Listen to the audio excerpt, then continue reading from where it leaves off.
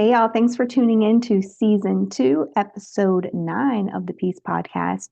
Just let me measure up, whatever that looks like.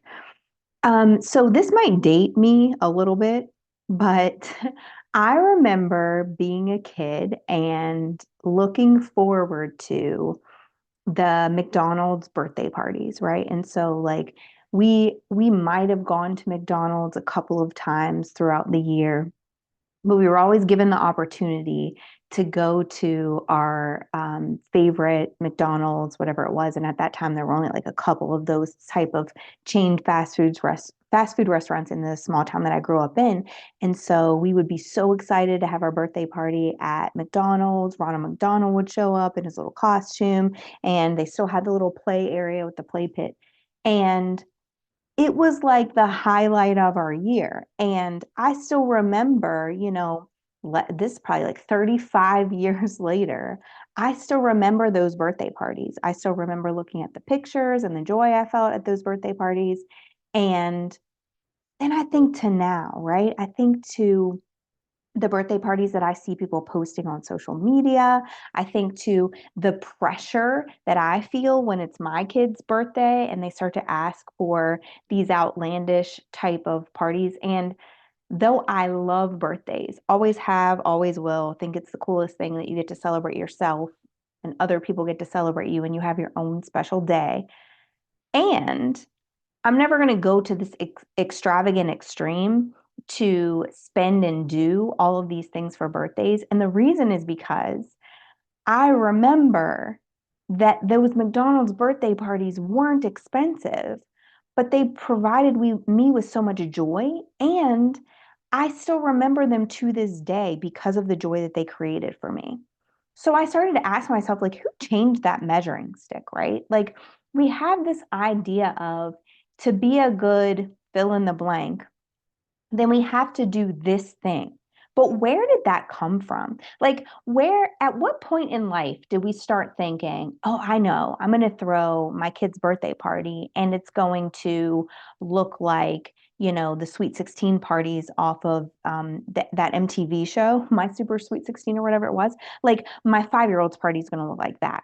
And where did we start to think that we had to do extravagant things like gender reveals and like spend thousands of dollars on baby showers and all these things? And this is not me knocking you if you're one of those people. It's me really trying to figure out, how did we go from what it used to be like to how it is now? And not only how did we go from there and get to here, but how did we determine that if we're doing less than that thing, then we're not measuring up? Like, where did the measuring stick even come from? And I would venture to say that we are very strapped to these measuring sticks, right? What does success look like? Well, we determine it based on this measuring stick. That's not even ours. We have no ownership over. What does a good mom look like? Well, we determine that based on this measuring stick that isn't even one that is our own.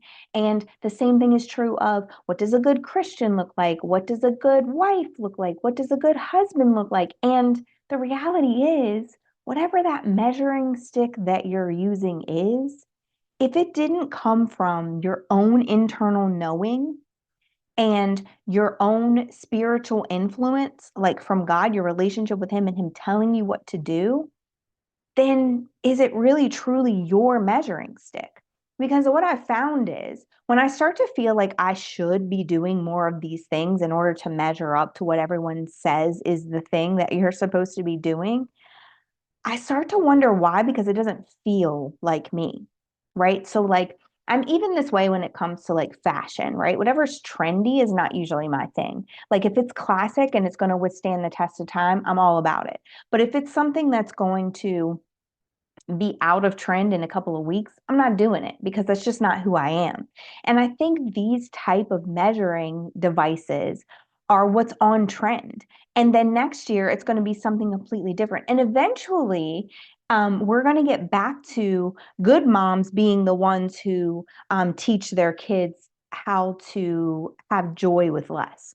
Then good moms are going to be people who, teach their kids that it's not about your birthday and you should give back. Like, it's the measuring stick is going to change based on the people who have created it. And the question that I have for us is, why are we allowing that influence into our lives? Why are we determining that we don't measure up based on a test or a measurement tool that we never even agreed to be measured by? And I think that it's widely due to insecurity. Like, I really, when I sit back and look at all of these things that we're using to determine our value, those things are being created based on insecurity, and we're trying to measure up to them based off of insecurity. So if I'm insecure, then I'm going to shift the bar to this grandiose vision of something that I'm capable of doing, right? So, like, if I'm insecure and I want more eyes on me and I want to be deemed this, best version of this thing, I'm going to one up what the system says is already good so that I can be a step above that or several steps above it, right? So, like, if people are, doing these wedding type of events for their kids' birthday parties, well, then I'm going to take my kids on an extravagant, birthday trip to the Caribbean, right? It's like that. It's like I need to one up what everyone else is doing in an effort to make myself feel better. And it doesn't just come with parenting. I'm using parenting as an example because that was my previous example. But it's like when you see all of these people on social media and the like, where they're, relationship goals, and they're like, what deemed that was the goal? Like, at what point do we start to think that abandoning ourselves and using someone else's measuring device was what we should all be gearing toward, working toward, and envisioning for our futures? Like, I don't understand it. Because if our unique children were given to us and our unique partner was given to us and our unique position in life and plan and pathway to get there was all given to us, and we know that it's because of the uniqueness that we possess, then why would we then try to conform to a trending standard in an effort to be the best at whatever that thing is that was formulated for us? Because isn't that contradicting the fact that it was given to you and it was purposed for you in the first place? Because in order for it to be yours, it has to need some of that uniqueness from you. In order for it to be specifically created for the pathway that it was created for in your life, it has to need something that only you can give it. And so if you are the only one that can give it that thing, but in your head you have to be able to measure up to what the world is doing, then aren't you then taking your uniqueness out of the equation so that you can seem as if you're just as good, if not better, than all of the other people who are in that same role? And it doesn't make sense because we are created to stand out.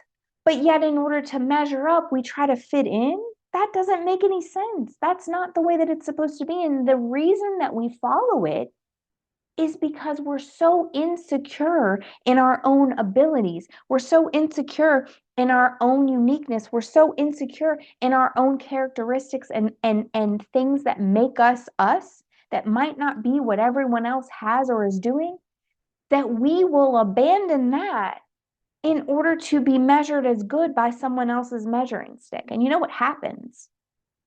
It's like if you've ever seen this image, if you're in education, I'm sure you've seen it a million times. But what happens is you start to abandon what you are purposed for, good at, and can create and set new pathways in, to become like everyone else.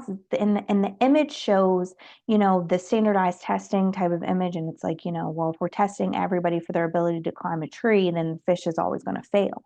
And the same thing is true of us. If our determination of success is based off of a measuring stick that this person has created or this group of people have created, and they're measuring it based on your ability to climb a tree, and you were created to be a fish, you're going to fail their test every single time. You're never going to measure up any of the times. But if you go out there and try to do what a fish is supposed to do, you're going to create new pathways that these people who created the measuring stick didn't even think of, because their realm is the people who climb the tree. and yours is to be in the water with the fishes. And so when I think about this, and I went straight to biblical, right? I started to think like, okay, when you think about, certain people and characters in the Bible, you think like, oh my gosh, this person was created for such a time as this. Esther was perfectly and purposely crafted to go through what she went through, and she had the support that she needed, and she had the ability to convince and stand on her word, and all of these things that maybe another woman in the Bible, and for sure another woman in the Bible, wouldn't have been able to do. But you have other women in the Bible who were crafted to do what they were doing in their story. And had they had the characteristics of an Esther, they might not have been able to bring to fruition what they were supposed to bring to fruition. Imagine if Moses was called to build the ark. Right. So like all of the stories that we've been told about his stutter and how he was purposed to move nations, and how, he had this authoritative presence to him. Though I don't think that it would have made him incapable of building the ark, he probably wouldn't have touched as many people. He probably wouldn't have led as many people to God. He probably wouldn't have changed nations. And his story wouldn't be the one that it is, because when you fall back on the fact that I'm not really qualified, but you're called, that's the story that you hear every single time. Everyone tells the story of Moses because he was called even though he didn't feel qualified to do so. And so I just think about, if he would have used or determined his measuring stick based on his ability to build an ark, then would he have felt like God was really pushing him to the place that he was supposed to go, and that God had really purposed this life for him? Probably not, because he's doing something that he wasn't purposed or crafted to do. And so if you're the mom who doesn't cook a home cooked meal every night, and your kids love to eat peanut butter and jelly sandwiches with broccoli and ranch for dinner, stop measuring your success as a mom on your need to feed into what everybody says a mom should be. Because if your kids are fed and they love their peanut butter and jelly sandwiches with broccoli and ranch, then keep doing that. And that's not my story, but all props to you for yours. You don't have to measure your capabilities off of my determination of success for my kids. It's just like if you're in a relationship. Like, I had this conversation the other day, and I remember being in my car and singing worship music and feeling like, I probably couldn't do this in front of my partner, because most of the time it's concert Carrie, but for this person, they're probably going to feel uncomfortable if I sing this song. And then be in the car with someone else where they turn on my favorite songs just so they can harmonize the melody with me, right? And so if I would have determined success in this space by what I was doing in the other space that felt successful, he probably needs me to do this, so I'm going to do it, and that's going to make me a good partner. But if I stay silent in this car, then that person might be like, oh, I wish she would sing with me, right? And so we do this so many times. I want you to really, really this week, today, when you get off of this podcast, I want you to really think about, what are my indicators of success? Did I draft them, or did someone else? Are they in alignment with what I believe to be my God-given talents and purpose? And if they aren't, draft your own measuring tool. This is what I want. This is what it looks like. Not this is what I want. This is what the world says it looks like. Because I can tell you this, your success in your purpose with God was never drafted in this world. It was drafted, signed, sealed, and delivered in a place that is beyond anything that we could fathom on this earth. So if you continue to live your life according to, am I doing my good enough based on this, what this person thinks is the best, based on a litmus test that they've created, you'll never reach the full potential of the plan that was drafted for you before you were even born. And so I just encourage you today, when you think about, I just want to measure up, really think about what you're measuring up to. Whose measuring stick are you using? And what deems that you're qualified enough, good enough, doing enough? And if it doesn't match with what you feel in here, And it's not yours to begin with. Someone else drafted that because of their own insecurities. And if you let your insecurities lead you, you'll continue to try to live your life according to what they've deemed to be successful. And as a little caveat or side note, you'll never reach it. And you know why?